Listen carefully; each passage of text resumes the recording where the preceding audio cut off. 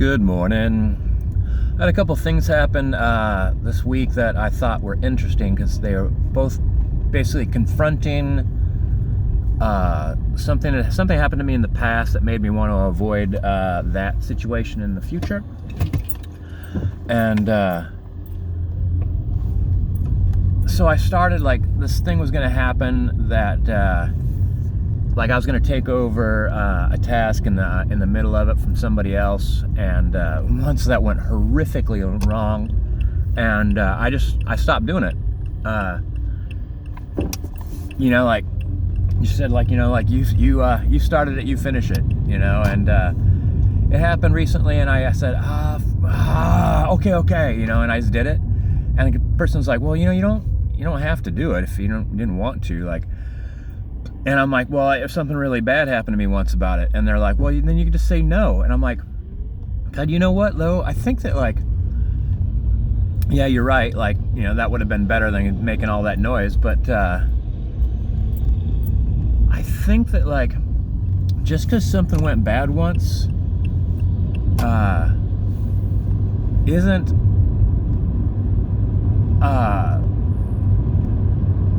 the solution to that is not to just avoid that situation forever. Like, if anything, like, it could be like, well, it's very important when you do that to, like, ask questions to make sure you're on the same page and take your time. Like, a lot of times people do that because things are in a hurry, and it's like, yeah, we could do that, but except for I'm gonna need to ask you, like, this and that, that kind of thing. Because the thing is, like, you'll change, I will change, but I've seen this. People will change their whole life on one thing to avoid a problem. Because they're like, because this works for me now to avoid this. But, like, it won't be like if I take up, like, weightlifting or jogging, it's like, oh, this works, this feels really good. And suddenly, like, I do that for the rest of my life. Now I'm just jogging the rest of my life. It's always about avoiding the negatives. Like, we're hardwired to avoid, like, pain and discomfort and things like that, and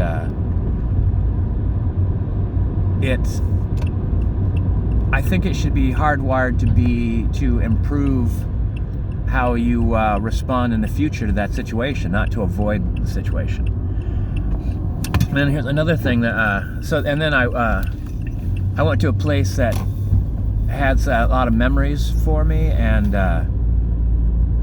like good and bad memories, and there was trash and stuff there, and it was a camping spot that Akila and I used to go to, and that area is just starting getting more and more popular, and I had a lot of these mixed feelings, like mostly negative, of like wanting to avoid the place, but then I'm like, but I could also go there again with like a bag and pick up all that trash, like. It's a beautiful area, and I like walking around it, and I like looking in that area, and maybe I might want to camp there again. But, like, it would be good to take that negative thing and go, like, I'm going to drive back up there and pick all the trash up in that area.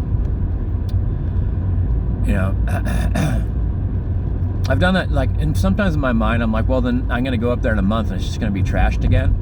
But what I realize from doing that in the past is that those small amounts of trash that are everywhere are the accumulation of lots and lots of people over lots and lots of time. And, like, you could clean up a really icky area, and it'll stay real nice for a real long time. It takes a long time for all those little bits of candy wrappers and cellophane from cigarettes and whatnot,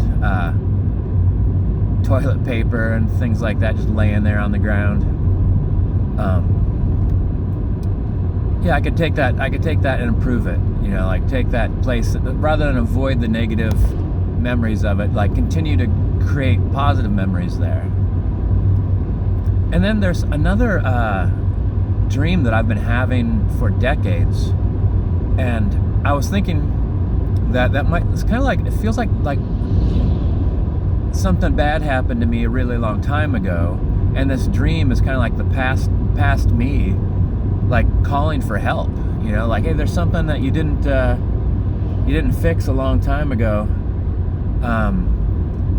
and it still hurts, it still hurts way back here in the past. And I was kind of wondering how to go about that, and I think it almost might be once again, to spend time in that area. So like, I used to work in this area, and some bad things took place, and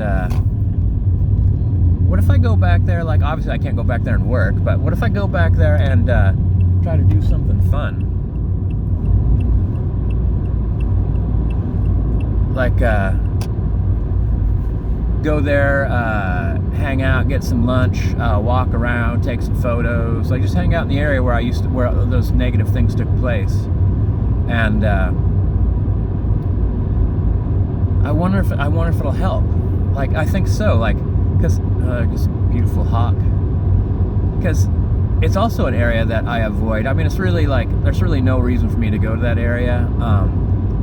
But part of my mind, if I had an opportunity to go to, like, say, a movie theater, and one was in that area and the other was somewhere else, I'd probably automatically pick the other one to avoid that area. So yeah, like confronting or accepting the negatives, and then trying to improve them as opposed to avoiding them. And because I think that, like, that's how you limit your life. I feel like that's what's happening to me. Like, even for instance, like that task I didn't want to take over halfway through, I saw the kind of the negative reaction my coworker had to how I reacted, and I realized that probably everyone's felt that, when they're like, oh, hey, I need you to do this right away, and I'm like, no, right away. I'm like, no. They probably weren't expecting that, and you can't be repetitively unhelpful and think that there isn't going to be some sort of negative connotations to it. And I know I'm trying to avoid, like, a screw up, but like I said, like, being more mindful and bringing in more of my attention to it, knowing that what could go wrong, will ensure that it goes right. At least that's what I hope. So much traffic this morning.